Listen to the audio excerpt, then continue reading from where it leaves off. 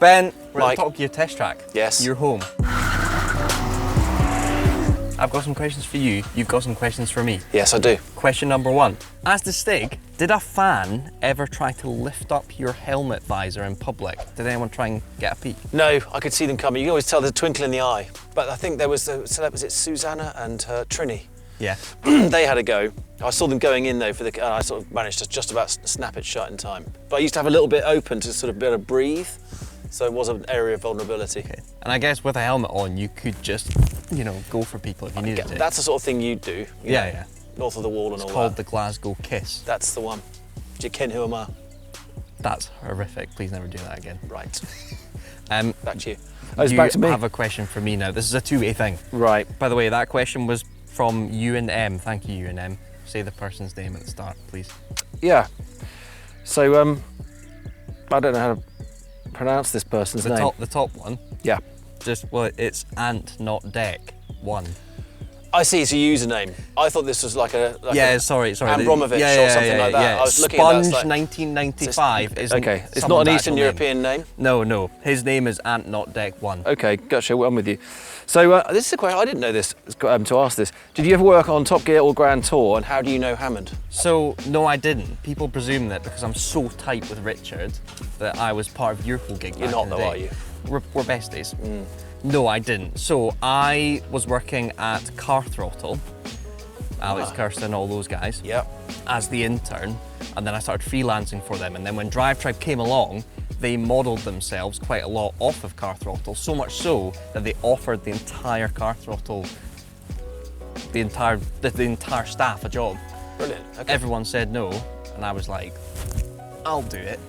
Clark Salmon to me, absolutely. Went in there as a journalist, and then next thing, me and Richard are like this. Gotcha. But you've been at DRIVETRIBE for ages, because you've been staffing and doing things with the web, you've been doing all sorts of different jobs. I am now the longest living DRIVETRIBE employee.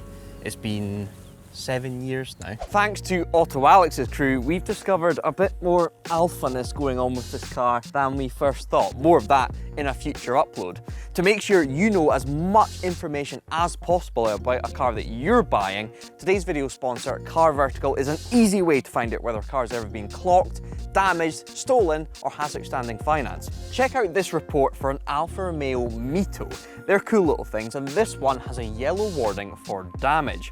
Scroll down and you'll see just how savage a crash this poor Italian hatchback went through. That is a big front end collision, caving in the front right, and it looks like all of the airbags have gone off. That will have been a sore one. That Mito could quite easily be unbent, some new panels put on it, and then put up for sale. And if you didn't have a report like this, you would be none the wiser that it had been in that big a crash. Use our exclusive link in the description below to get 20% off when you use Car Vertical, and thanks to them for sponsoring today's video. All right, next question. Over to you.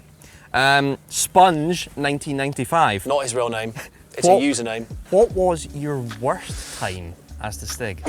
Worst lap time, or do you reckon worst experience? I think just the worst you felt as the Stig. Yeah, so all my working time, I loved it. The worst feeling, the worst gut punch I had was waking up in the morning and we had someone in the house doing some building work, slapped the Radio Times on the table with who is the Stig, and then he turned the page over as my photo. Oh no. And I was like, that's it. So that was a bit of an own goal. So BBC had leaked that out into the Radio Times, the TV guide, and then from there it was always going to be a spiral. You feel betrayed? I always knew it was going to happen, so it just seemed a bit silly. But then lots of silly things happened in TV, so it was somewhat predictable. And I managed to cling on for 2 more years thanks to the help of Michael Schumacher. What about outside of that whole thing happening, just like in the heyday, was there a time where you were under loads of pressure or someone had shouted at you, or there was just a moment that was just a bit crap? There was a lot of pressure sometimes, especially when we go to a location we didn't know very well. And you'd find yourself, someone would see something, oh right, let's go and try that or do this. So there were a few things like that. We did some sketchy shooting for the Winter Olympics, but actually usually common sense prevails. So, things always get excitable, everyone's passionate with Top Gear to make a great film, but ultimately we'd work out how to do it safely. But at the time it didn't seem a good idea to drive the car off of a ski ramp. Cool. So we didn't. Okay, was that the fireworks thing instead? What did we do? We had, that's when they launched that Mini down. Did you ever see right. that? Unmanned. But Yeah. there were locals who wanted to drive the Mini with the rockets and the power to weight ratio, the power to thrust to weight ratio of an F-16. Wow. And the local said, I would like to be in the car. I'm like, okay, only in Norway. You guys may have just heard a diesel engine. There's something very special in the back of that. Oh yeah. It might actually be wheeled out during this Q&A. I'm not driving that truck. Is that what you brought? It's I a mean, pretty obviously sick got this. truck. It's a racing you truck. Can see, it's got, look at the chassis Great. on that thing. That's the sort of crap you'd bring. This is also the sort of crap you'd Yeah, bring. of course, Alfa Romeo. Yeah, by the way, we're filming at the Dunsfold Top Gear test track. We've got our Alfa Romeo, we've quite a got nice this car, guy, actually. It's good and looking. then we've got a very quick car which has just arrived. So all of that content will either be out or it will be incoming. Sebastian Zuhuri. That's I think him. that's a real name. Good guy. What's the sketchiest thing you've done on the road recently? Okay, we should both answer this one. I don't know if you can answer that, can you? Well, the sketchiest thing I've done on the road recently, it's not illegal. We have bought a new DRIVETRIBE project car and I've never known suspension roll like it. It cost us £650 and I've never known a car to go on its door handles. Like Okay. a Peel P50 handled better than this thing. That can't be right. Because if you brake in the peel, it rolls over. Literally rolls over. Well, it also depends because the engine's on one side, right? So it depends which kind of corner you're going round and stuff. But Okay, so it's almost as bad as that, but it's got 4 wheels. it has got 4 wheels. Why do you The love buying sheds? The exhaust was hanging off. Yeah. The rear brakes did not work. It Right. was all front brakes. Okay. It's one of those moments where it's like, I don't really want to be in this car right now. But you bought it. We bought it. Great. And it'll be coming to the DRIVETRIBE channel very soon. All right. Ben, what's the sketchiest thing you've done on the road recently? I don't think I have done anything sketchy.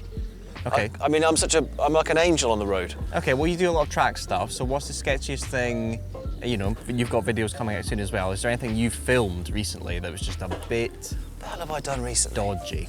Well, there's a film coming out later this year on Amazon, based on a book called My Fault. So that's public knowledge. Okay. The cars aren't public knowledge, but they're really awesome. And one of them was kind of like a drift car, and I managed to handbrake turn it into a parking space without hitting the car I was parking next to or the concrete pillar. That felt fairly sketchy at the time, but it was brilliant when it worked.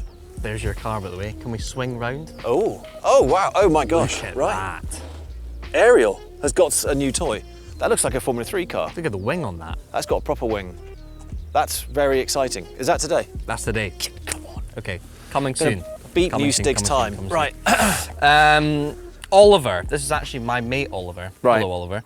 He has asked, where do you think is the best place in the UK to do your first track day? I think if you're starting out, you want to go somewhere that's a little bit easier to learn.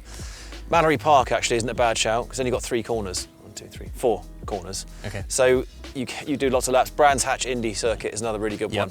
one. Brands is great. It's a bit up and down dale, but still, because it's a short track, you get a lot more laps. So you can focus on your lap times a bit more, and before you progress to some of the wilder places like Alton Park. So I, basically like once a quarter, I do track days with Ollie, Ollie's secret track days, at Kerborough. And that's actually a great place. The lap lasts 35 seconds, if that. And you're the only car on track and you do your thing. In terms of learning car dynamics, I think Kerborough's, you filmed there a bit. Yeah. haven't I mean, if you can get a track day there, that's good because it's cheap. you? Yes. I mean, I would also suggest Silverstone inside the National Circuit. They've got a Stowe track Yeah. that, again, you can see everything. There's no topography that with hidden corners and things like that. Some big quick corners there, right? That big right-hander. What's At that Stowe, one called? That's actually that one is the slow course. So that's one where you've got Aston Martin base there. It's the infield, so it's not any. It's none of it is the Grand Prix track. Sorry, that one. Yes, and I know for which one you mean. first time out, You it's can actually hire great. that, can you? Yeah, That's you cool. can. And you can do circuit instruction stuff there. So it's a good place to learn. Do you, chatting to a lot of professional racing drivers who have then, like Tiffany Dell, he has dipped in and out of tuition, but actually he's kind of stopped because he hated it. Where do you stand on driver tuition? Because you're the kind of OG here, especially. Is it actually pretty sketchy? So back to that question, you can go and pick a track and say, right, I'm going to go there and do some driving. Great, but you have to do it with an instructor. Yeah. Whatever it is you do, whether you get water skiing, I think mountain climbing, whatever, the instructor will lift you so much faster. Your learning curve will just be reduced significantly. So As for the instructor, it's quite tough being in the passenger seat because you know, sort of ghost brake. Like yeah, your mum, there is that. As long as the person you're teaching wants to learn and is taking in the knowledge and is improving, then it's fantastic. As an instructor, that's awesome. That's what you want. But then it's 50-50. So sometimes some people don't really want to learn or can't process it. Yes. So you're just there for the ride and you are just ballast, which is rough. I feel like also if you're having to teach them not to like have both hands up here on the steering wheel or down here, like that, you're gonna have a tough day. I eliminate that first. I always go straight in with the hand position. So, you know, people like you, on that, Alex. 1/4 to 3, 10 to 2. 1/4 to 3. Right. Only a Lacey was doing that, and I don't know why he did it, because you have less control. Well, we get taught that, right? Like, as a 17-year-old, I was taught 10 to 2, and you shuffle. So the Scandies call that milking the cow. Some they don't people do it. call it something else. It's ridiculous, and that I don't know if you know this. The reason that comes from the police, who were taught by a racing driver in the early 1900s. When the steering wheel was this big, you had no power steering, and it was so big it was like a yacht, and you had to pass it across. It was the only way you could do it. You couldn't physically turn like this. So basically, with power steering, small steering wheels like these, you can do everything you need here. And if you get to a tighter corner, you just hand over hand, which is rare. So the one thing there is also thumbs. So I guess that with 1/4 to 3 people naturally then tuck their thumbs around the steering wheel. That's what the wheel's built for. For Gran Turismo, it shows them like thumbs are up because there's this kind of worry that you're going to rip your thumb out. Oh yeah, happens all the time. Most racing drivers don't have thumbs. Well, the Gran Turismo is like this. You look at the in-car view of Gran Turismo, the thumbs are up. It's a game. Go and look at the steering wheel. It's not there. I mean, I do it. It's I wrap. Yeah, but every car but manufacturer. in something like a Radical, it can sometimes be a bit sketchy to wrap around. No. A Radical, no, it's built for it. It's a racing steering wheel. The only time you don't want to have your thumbs inside the wheel is if off-roading. So particularly like a big Land Rover that doesn't have power, it's direct steering, it's not electric, which will just snap anyway. That's going to feed that force straight through the wheel into your fingers. So, and when you hit a rut, it will just abruptly turn the steering wheel for you and break your thumbs. On a track, it's never going to happen. This one's from James. What's happening with the V10 MX5? It's a great question. You've got lots of projects, but it's finishing them seems to be a problem. Well, people have that impression, but we do that's the one we haven't managed to finish. I need a bit of story time here, so are you settled? I'm excited. This is the one car you're getting. I'm really excited. My phone away for this one. So, V10 MX5. There is now 2, because the first one, which was a 2-litre V10, engine's about this size, it's an amazing little thing. That engine was a 1990s concept that we found and got going, but it needed to be redeveloped to be used today. So literally developing an engine, which is no mean feat. So the most recent use on that, it's been delayed and delayed and delayed just because it's taken so long to get this thing going. The recent news is that the engine's modular, so it's 2 cylinders, each 2 you can modulate. So what they're going to do is they're going to create... Lego. It's like Lego. Basically, yeah. Which is, for engineering terms, it's great because you can it's really malleable. You can make a V12, you can make a V6, a V8. So what they're going to do is they're going to make a V6, a 1.2 litre V6, which will be about this size. They're going to get that going, do all the R&D, and then once they prove that concept, they will then modulate up to the 10. So it's good because there's a game plan, there's progress, but it's also not great because I now have to wait for an entire other engine to be R&D'd for me to get the 10, which is why we started a second V10 MX5 with an existing V10. So it was like, if that engine doesn't exist, let's just put an engine that does exist into a Mazda. So it was the 5-litre BMW from the M5. So, we'll see you with that car in 2035 at this track. So the issue with that one is it fits. We have done a video where we clack the bonnet down and it sits and it's in place. Here comes your aerial. That's exciting. Oh, that's so cool. That's a serious bit of kit, okay. It fits, it was in. Then the quote came as to how much that build's actually going to cost to wire in, to do all the welding, this, that and the other. It is, for a 1500 quid MX5, astronomical. So we're waiting on a nice big chunky sponsor to come along and just own that project, and then it'll happen. So V10 MX-5 1 is time, V10 MX-5 2 is money. From Ryan Colker, what watch do you wear, and do you have a collection? So this is a Bremont, English made, which I love these things. I have a micro collection in that I inherited my dad's Rolex, which is awesome, and I love it. So that's pretty special.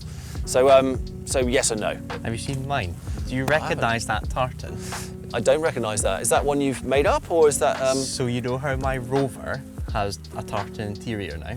Yeah, and I know you're obsessed with the Rover. McKinnon watches will make you a custom strap with whatever tartan you want. So this tartan, it's Rover tartan, matches. It's Thompson blue, and it matches the interior of my 620 Ti. Okay. Well, next time I see you, I want to see you in that watch with the trousers that match, please. I'd love a tartan. Get it done. Get it done. Fletch Jones, as a Top Gear fan, is it weird being best mates with Hammond? See, people do think we're besties. He's not. I think he's used the phrase. I was with Hammond yesterday, mate, and you never came up once. I never came up once. No. Really? What were you doing with Richard? Just hanging out, drinking a couple of beers, you know, having a good time, talking about, life. Do you guys have like a secret like handshake? This, we're like that. Oh yeah. Nice. Yeah, a bit of a fist bump. And, Yeah. You know, yeah. How's it going? Yeah. Anyway, come on. I know you know him very well. So, what's it like? You watched it all on the TV, and then now you work with him on a regular basis. It's crazy. I was one of those kids that just was on Dave, watching all the reruns. I can almost recite certain episodes. The Bugatti one, the race back to London being the main one, I can almost line for line tell you everything that was said.